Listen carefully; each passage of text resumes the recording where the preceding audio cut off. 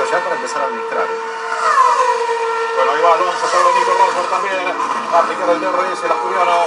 Nico Rosberg viene tratando de cubrir la parte interna, pero por afuera. Alonso con el DRS y el KERS funcionando en la Ferrari. Gana otra posición. Vita tercero.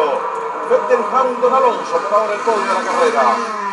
Decíamos que el auto estaba, ¿no? Que la Ferrari estaba. El propio de la competencia de clasificación de la Q3, específicamente, que lo había llevado a retroceder muchos puestos a Fernando Alonso hasta llegar al noveno lugar. Posiblemente hubiésemos visto a otro Alonso en largada si hubiese ganado algunas posiciones hasta el sábado. Pero la Ferrari está viva, está despierta.